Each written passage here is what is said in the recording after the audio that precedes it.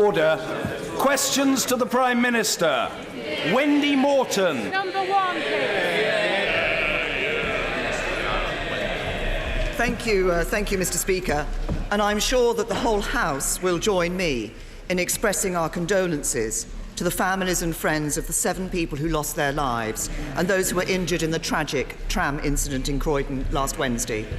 And we will all want to thank those involved in the rescue operation. Mr. Speaker, this morning I had meetings with ministerial colleagues and others. In addition to my duties in this House, I shall have further such meetings later today. Wendy Morton. Thank you, Mr. Speaker. Would the Prime Minister join me in welcoming today's news that the unemployment rate has fallen to 11%? And would she join me in thanking all those businesses who create jobs, businesses such as Jennifer Ash and Sons, whose funeral home I was kindly asked to open in my constituency on the Brown Hills High Street last weekend? Well, I absolutely agree with my honourable friend, and I'm pleased to say that in the last year, employment in her constituency of Aldridge Brown Hills has gone up by 88,000, and it's good to hear of companies that are all opening new jobs, as she's indicated. The employment figures show the strength of the fundamentals of our economy, with employment rate never been higher, the unemployment rate the lowest than it has been in more than a decade. And I'm sure that members on all sides of this House will also want to welcome yesterday's news from Google that they will be creating another 3,000 jobs. Jeremy Corbyn. Thank you, Mr. Speaker.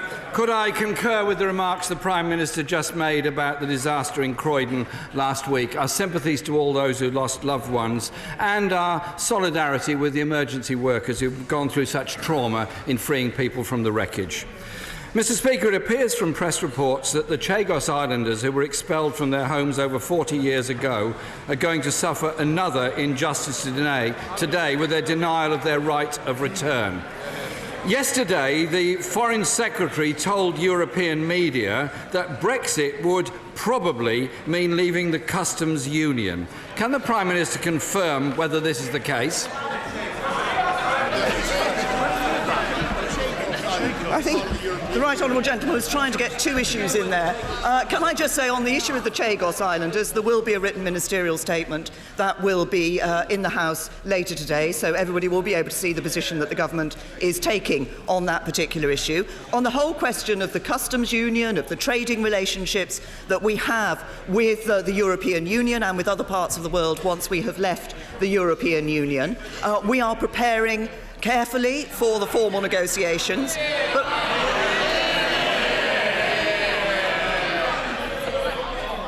we're preparing carefully for the formal negotiations. What we want to ensure is that we have the best possible trading deal with the European Union once we have left. Jeremy Corbyn. I asked the Prime Minister, actually, about the Foreign Secretary's remarks about leaving the customs union. He's only a few places down from her. Mr. Speaker, would it be in order for the Foreign Secretary to come forward and tell us what he actually said? I'm sure we would all be better informed if he did. Earlier this week, Mr. Speaker, a leaked memo said the government is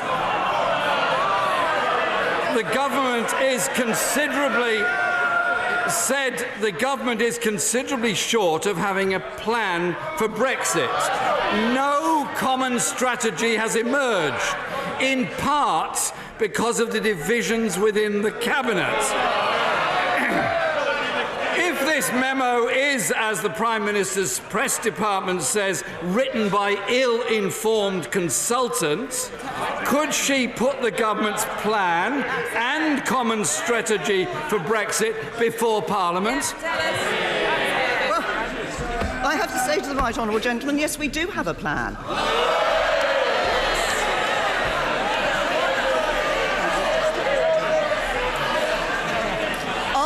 Is to deliver the best possible deal in trading with and operating within the European Union. Our plan is to deliver control of movement from people from the European Union into the United Kingdom. Our plan is to go out there across the world and negotiate free trade agreements around the rest of the world. And this government is absolutely united in its determination to deliver on the will of the British people and to deliver Brexit. His shadow cabinet can't even decide whether it supports Brexit or not.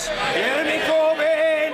Well, the word doesn't seem to have travelled very far, Mr. Speaker, and I have to say I sympathise with the Italian government minister this week who said about her government, somebody needs to tell us something, it needs to be something that makes sense.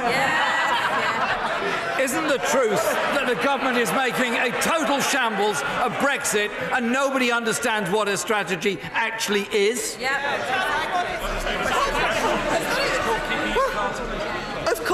Of course, those in the European Union who we will be negotiating with will want us to set out at this stage every detail of our negotiating strategy.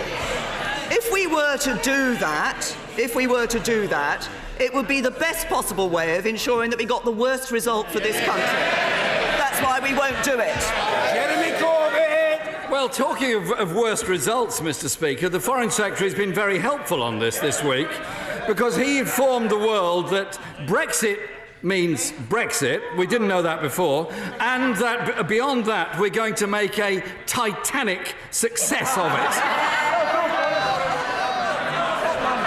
Mr. Speaker, taking back control, if that is what Brexit is to mean, taking back control, she's getting advice from the Foreign Secretary now. Can we all hear it? Taking back control, Mr. Speaker, clearly requires some extra administration.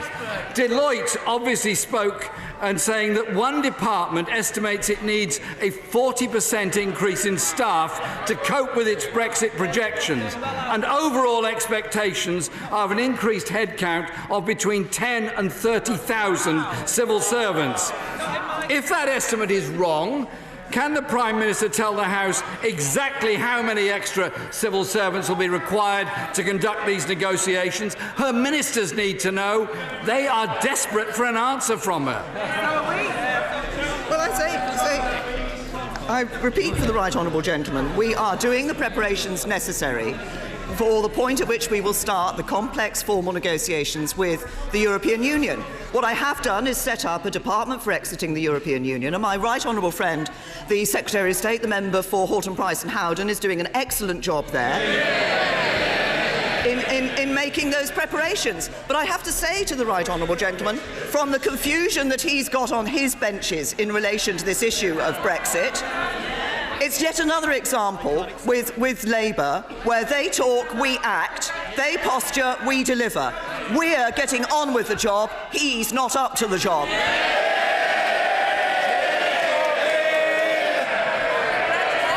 Well, Mr. Speaker, Well, that was exciting, wasn't it? Mr. Speaker, Order, far too much noise in the chamber. I say to the honourable gentleman member for Kingston and Surbiton, calm yourself, man. You should seek to imitate the calm and repose of your right honourable and learned friend, the member for Rushcliffe, who's setting an example to all members of the House. Mr. Jeremy Corbyn. I don't wish to promote any further divisions on their benches, Mr. Speaker. Mr. Speaker, these are the most complex set of negotiations ever undertaken by this country. The civil service has been cut down to its lowest level since the Second World War. The Prime Minister's main focus ought to be surely coming up with a serious plan. But can I ask her to clarify something? When the Supreme Court meets in the beginning of December, if it decides to uphold the decision of the High Court, will the Lord Chancellor this time defend our independent judiciary against any public attacks? As the right honourable gentleman knows, there have been two cases in UK courts in relation to the prerogative power and the use of the prerogative power. The Northern Ireland courts found in favour of the government. The High Court found against the government. We are appealing to the Supreme Court. We have a good argument, and we will put that case to the Supreme Court. We believe I believe, this government believes, in the independence of our judiciary, and the judiciary will consider that decision and come to their judgment on the basis of the arguments put before them. But we also believe that our democracy is also underpinned by the freedom of our press. Jeremy Corbyn. The question was of defending the independence of the judiciary. We all should be doing that. Mr. Speaker, we have an international development secretary who's opposed to overseas aid. We have a health secretary who is running down our national health service. We have a chancellor with no fiscal strategy. We have a Lord Chancellor who seems to have difficulty defending the judiciary. We have a Brexit team with no plan for Brexit, and as has just been shown, we have a Prime Minister who is not prepared to answer questions on what the actual Brexit strategy is. We need a better answer than she's given us.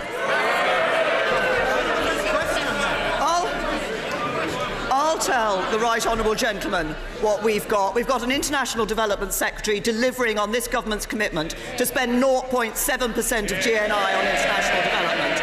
We've got a Health Secretary delivering on £10 billion extra funding for the health service. And we've got a Chancellor of the Exchequer making sure we have the stable economy that creates the wealth necessary to pay for our public services. But what we certainly have got is a leader of the opposition who's incapable of leading.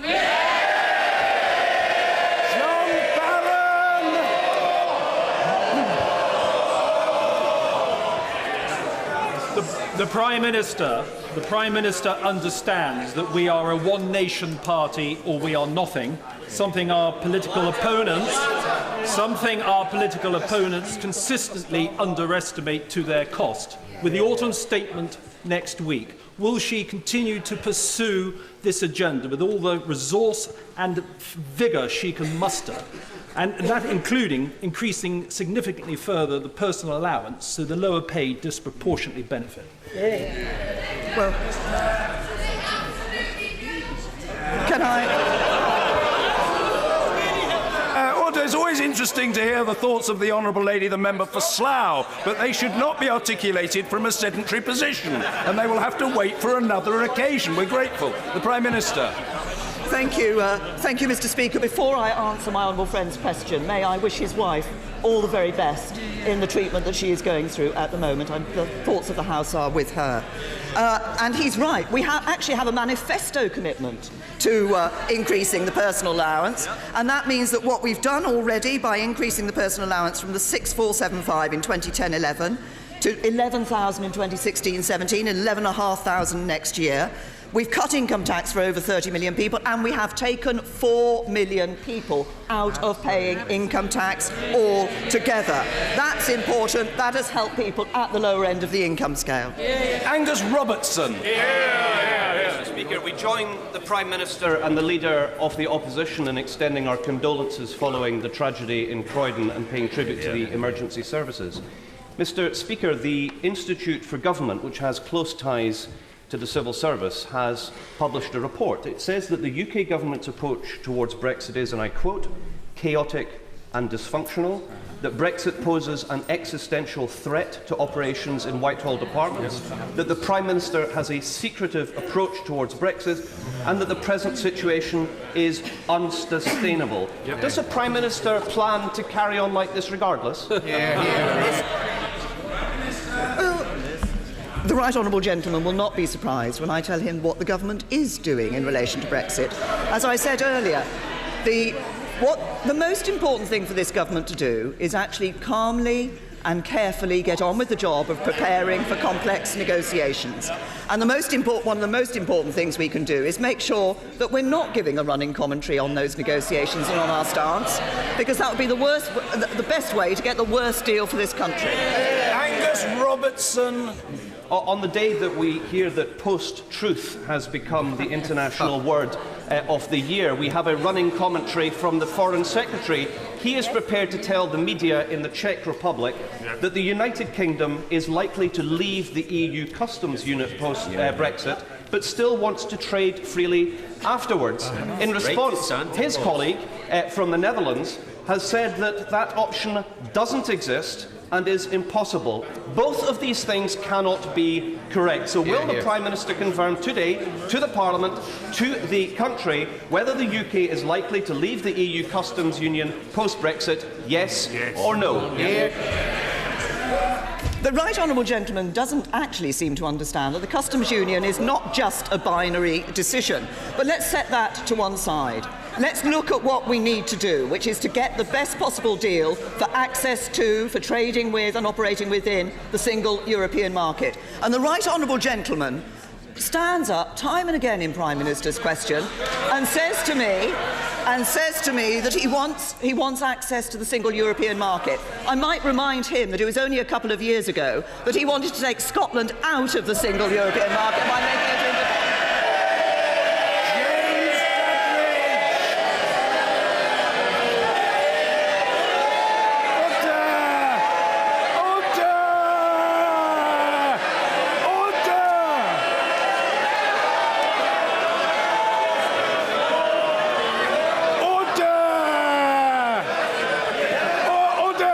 Mr. Doherty Hughes, you're in a very emotional condition. I normally regard you as a cerebral denizen of the House. Try to recover your composure, man.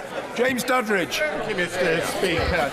In Southend, crimes such as burglary and vehicle theft are down, but knife crime is on the increase, particularly perpetrated by drug dealers and drug users. Can my right honourable friend confirm this will be a priority for Her Majesty's government, and specifically, is there anything more my right honourable friend can do to help police crime commissioners such as Roger Hurst in dealing with this very big challenge?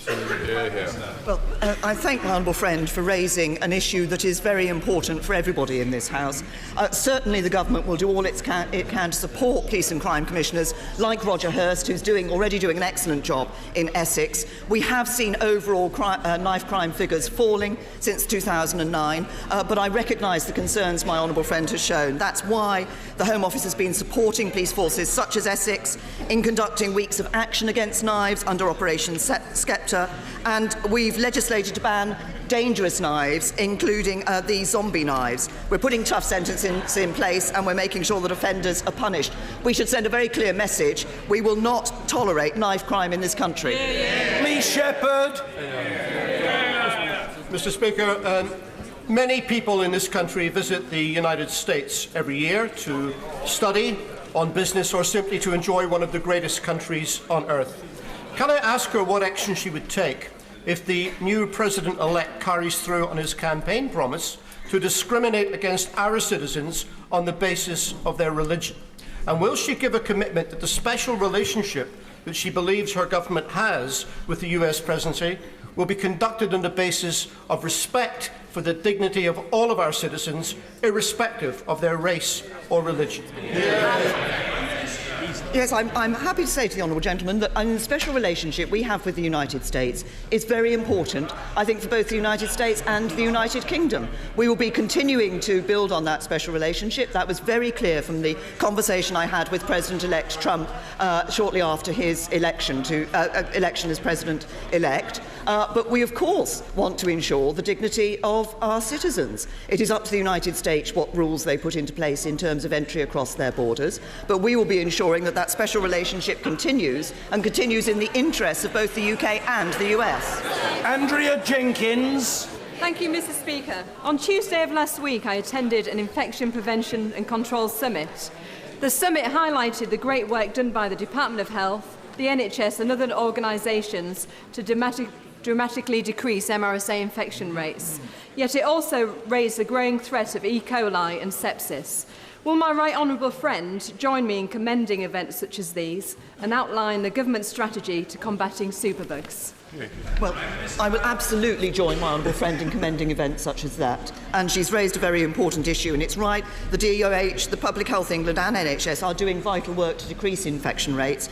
We've already seen some very good results. There's 57% reduction in MRSA bloodstream infections since 2010 and a 47% reduction in C. diff infections. But of course there's more to do, and that's why we are setting bold objectives to halve gram-negative blood infections by 2020, and last week announced a new national infection lead to champion and oversee this effort. It's an important issue, and I'm grateful to my honourable friend for raising it. Mr. Douglas Carswell. Free trade is absolutely vital to our future prosperity, and Brexit does not mean rejecting globalisation. Will the Prime Minister ensure that any new trade deals with the wider world after Brexit are based on the mutual recognition of standards and not on the kind of overly elaborate, prescriptive, top-down regulatory regime that underpins the European single market? Well, first of all, may I welcome the honourable gentleman's support for free trade. He's absolutely right that as we come out of the European Union, we will be looking for those opportunities to develop trading relationships around the world, to develop flexible trading arrangements around the world, which are those that suit the United Kingdom. With the strength of our economy, I believe that we can go out there and really be a global leader in free trade, and I welcome the honourable gentleman's support for that. Chris Phil. Thank you, Mr. Speaker. Last Wednesday, 7 people tragically died and 50 were injured in a tram accident in Croydon. I'm sure the whole House will join with the Prime Minister, Leader of the Opposition and Leader of the SNP in extending our heartfelt condolences to the bereaved families. There are 3 investigations underway by British Transport Police, the Office of Road and Rail and the Rail Accident Investigation Board. Can the Prime Minister assure the House and assure the families that any recommendations to improve safety on trams in Croydon and across the country made by those investigations will be rapidly implemented by the government? Well, once again, I join my honourable friend in expressing our condolences to the families and friends of the 7 people who died in this terrible incident, this terrible event that took place, and our sympathies with those who were injured and affected by it, and again, our thanks to the emergency services. It is important that we allow these investigations to continue, that they are able to come up with their recommendations in due course, and we will, of course, look very seriously at those recommendations. We can never be complacent about safety and security on these sorts of issues. We do need to make sure that if there are lessons to be learned, that they are indeed learned. Closed question, Mr. Neil Gray. Number 4, please, Mr. Speaker.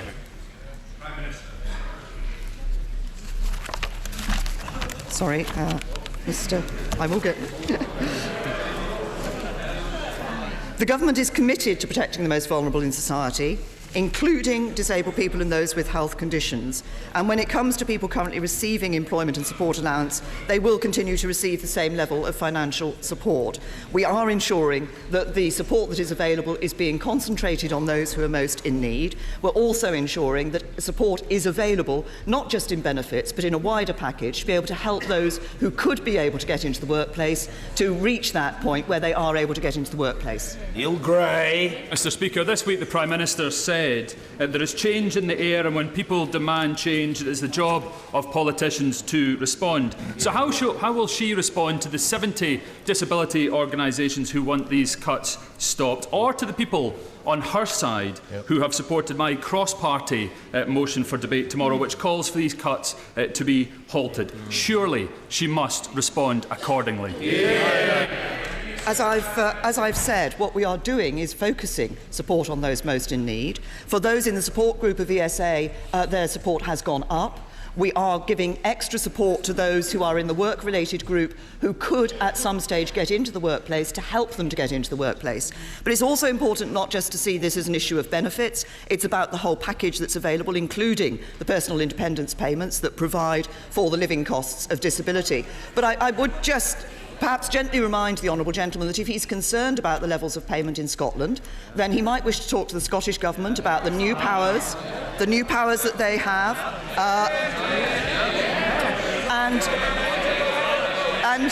and whether they intend to use those new powers and how they would fund them. Mr. Richard Bacon.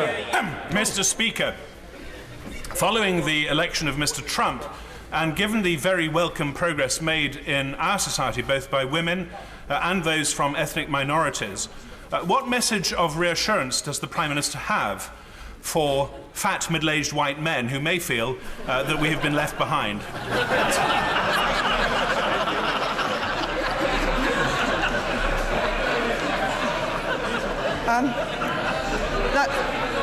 That's a very interesting point. Perhaps my honourable friend would like to come up and see me sometime. Lucy Powell! Thank you very much, Mr. Speaker. In their State of the Nation report, her government Social Mobility Commission today issued a damning verdict on progress. Things are getting worse. They concluded that the key drivers of social mobility, quality in early education, narrowing the educational attainment gap, and access to work and housing are all going backwards under her watch. So when will she come forward with a real strategy for opportunity for all, instead of fixating on creating an even more elite education for those who are already elite? Well, I note that the Social Mobility Commission has recorded today that more working-class youngsters are benefiting from higher education than at any point in our history. The government's invested record levels in childcare in early years, and the attainment gap, as the report acknowledges, has actually narrowed. But she refers to the education system and to the reintroduction of grammar schools. I would refer her to the report that was commissioned by a Labour council in Knowsley to look at how they could improve educational achievement in Knowsley, and that report said reintroducing grammar schools is potentially a transformative idea for working class areas. Nick Drummond! Thank you, Mr. Speaker. Today the BBC World Service has announced the biggest expansion since the 1940s, including 11 news services in different languages, bringing the total to 40 around the world. Would the Prime Minister agree with me that this is an excellent example of soft power and lifeline to many people around the world? I absolutely agree with my honourable friend. I think that the service that the BBC provides with its World Service, the independent journalism that it brings to millions of people around the world, is a very important work that they do, including bringing it to people where often free speech is limited. So it is important that we support them, and that's why we're investing £289 million over the next 4 years to support their World Service, as it provides that accurate, that independent news to some of the most remote parts of the world. Stephen Gethin. Mr. Speaker, the University of St Andrews in my constituency gets 25% of its research funding from the EU and benefits from freedom of movement that brings some of the finest researchers to St Andrews and elsewhere. What guarantees can she give, in particular after 2020, to research funding and to freedom of movement for academics as well? The honourable gentleman will know that we've already given guarantees in relation to the research funding that is available from the EU and those contracts that will be signed. And he will know that we are able already, within the immigration rules that we have for people outside the EU, to ensure that the brightest and the best can come to the United Kingdom. But I also would remind him, as I did his right honourable friend, that it wasn't that long ago that he was campaigning to come out of the European Union and come out of free movement. Johnny Mercer! Thank you very much, Mr. Speaker. In committee yesterday, I learned that the Iraq Historical Allegations Team has actually placed serving members and veterans under surveillance in this country. Similarly, I learned that despite everything we've said, we have paid for chasing lawyers to go out and collect evidence in theatre. I know of the Prime Minister's commitment to this agenda. Would she agree with me that we need to work harder to close the gap between what we say and how it actually feels for our servicemen and women? My honourable friend raises an important point, and I recognise the concern that has been expressed from a number of honourable friends about the impact that the IA is having on servicemen and women. I think it is important that we ensure that it conducts its inquiries within a reasonable timescale, which it is now set to do, that it weeds out those cases that are, if you like, more frivolous cases, but I'm sure he would accept with me that where there are allegations of credible allegations of criminal activity, that those should be properly investigated. But I'm very conscious of the need to ensure that our servicemen and women who do such a good job for us around the world and in keeping us safe and secure have the support that they need. Closed question, Martin Doherty-Hughes. Mr. Speaker. I recently met the First Minister and leaders of the devolved administrations at the Joint Ministerial Committee. The next meeting of that is planned for early in the new year. And of course, the UK Government engages regularly with the Scottish Government on a whole range of issues. Martin Doherty-Hughes. Soon on, Mr. Speaker, because I'm sure that there's a question that's vexing not just the First Minister but the whole of Scotland, that on the 22nd of June of this year, Ruth Davidson stated to those supporting Leave they won't tell us what they want to replace the single market with. Now that the Prime Minister is part of a government dragging Scotland out of the European Union against its sovereign will, could she answer Ruth Davidson? And on the 23rd of June, the people of the United Kingdom voted to leave the European Union, and that's what this government will deliver. Alberto. Order. Members should not seek to shout down the Prime Minister. The question was asked and the answer has been provided. Alberto Costa. Thank you, Mr. Speaker. It is right that the Prime Minister has latitude to enter into negotiations with the EU. However, the Vote Leave campaign were very clear that the rights of EU citizens would not be affected if this country voted to leave the EU. My parents are Italian. They've never naturalised and they've been in this country for 50 years. Can the Prime Minister assure me that she will never instruct me to vote in a lobby to take away the rights of my parents and millions of EU citizens? I recognise the personal passion with which my honourable friend raises this issue. I want, intend and expect to be able to guarantee the rights of those EU citizens who are living here in the United Kingdom. But I also want to see the rights of UK citizens living in European Union member states being guaranteed too. As I've said previously, I would hope that this is an issue on which we can come to a position on which we can discuss with my European colleagues at an early stage. Judith Cummins. Thank you, Mr. Speaker. Dementia is the single greatest health crisis faced by this country. New figures by the ONS reveal that dementia and Alzheimer's disease are now the leading cause of death. Yet in Bradford, it can take up to 4 months from referral to diagnosis. Will the Prime Minister today pledge to bring about parity in end-of-life care for people with dementia, and as part of this, commit to introducing a specialist end-of-life service for those diagnosed with Alzheimer's? Well, can I commend the Honourable Lady for raising this issue, and I know that it is a personal concern for her, and it's an issue that affects people across constituencies across this House. We have set ourselves an ambitious target of 4 million dementia friends by 2020. We already have 1.6 million of them. We've doubled research spending on dementia and invested in the development of a Dementia Research Institute. But she raises the issue of end-of-life care, and we are determined to transform end-of-life care. That's why we have created the National End-of-Life Care Programme Board. That's going to help implement the commitment to high-quality, personalised end-of-life care for all. She's raised an important issue. I'm grateful to her for raising it, and I can assure her that this is an issue on which the government is focused.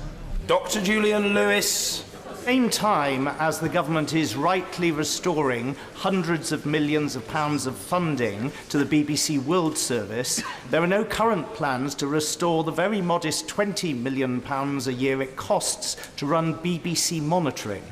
Former members of the Intelligence and Security Committee, such as Lord Ming Campbell and I, are dismayed that the BBC is proposing further to cut the monitoring service, close Caversham Park and break the co-location with its American counterparts. Will the Prime Minister agree to meet us and have a discussion before this disaster is visited on an incomparable source of open source information on which so many government departments and intelligence agencies depend?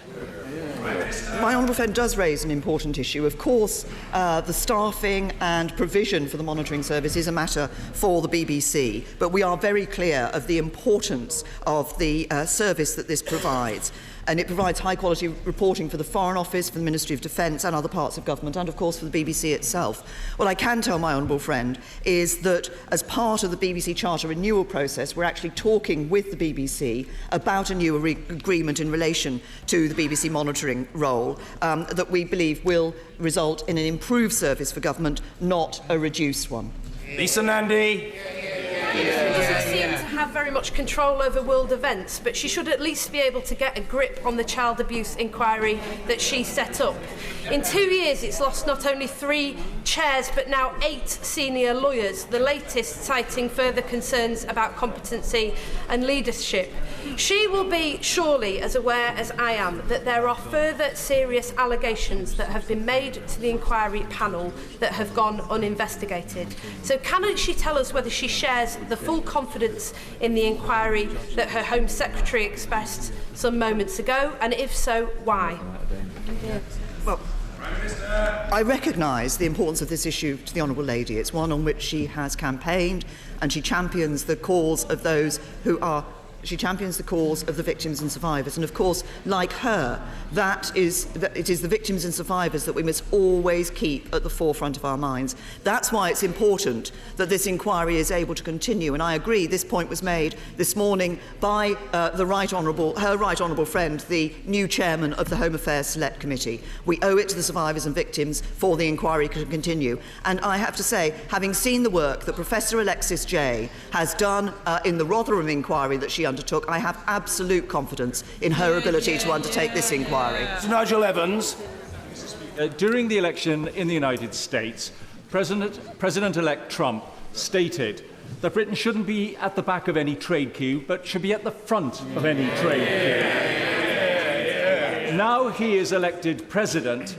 What action will her government be taking to ensure that the already very good trading conditions between the USA and the United Kingdom further improves? My honourable friend is absolutely right. I mentioned earlier in answer to a previous question the special relationship between the UK and the USA. I think we now have an opportunity in a trading relationship with the United States of America. That is something on which at a very early stage I want to be discussing with President-elect Trump. Malcolm MacDonald. Mr. Speaker, too often social media is the weapon of choice by those who seek to bully and intimidate others. It was the weapon.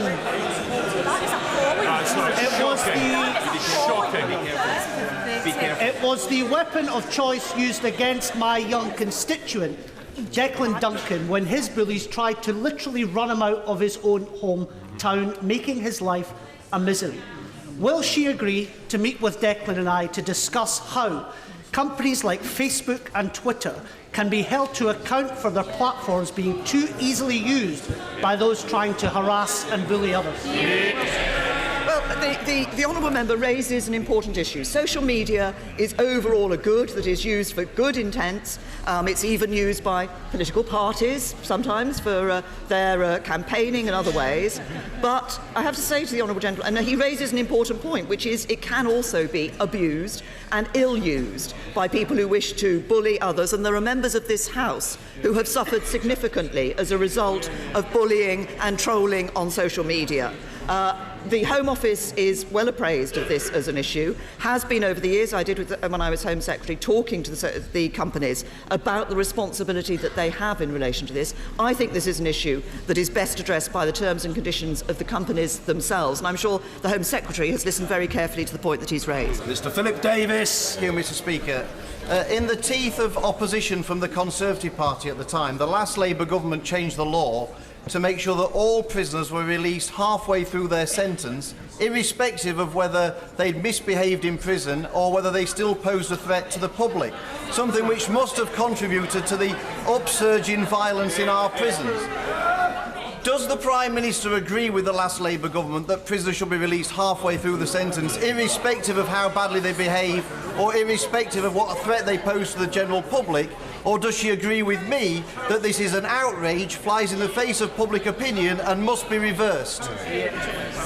I think the important point, as my honourable friend indicates, is that when decisions are taken about the release of prisoners, there is proper consideration of the impact that that release will have on the wider community. That's why this is an issue that has been looked at. I can assure him when I was Home Secretary that this was an issue that was of concern. But it's not just about the conditions under which prisoners are released. It's actually about how we ensure that we have measures in place to rehabilitate ex-offenders, which is why the work that has been done by previous Justice Secretaries and is being continued by the current Justice Secretary is so important to ensure that we reduce reoffending by those prisoners who are released. Can the Prime Minister confirm or deny if there have been any official conversations at any level regarding giving Nigel Farage a peerage?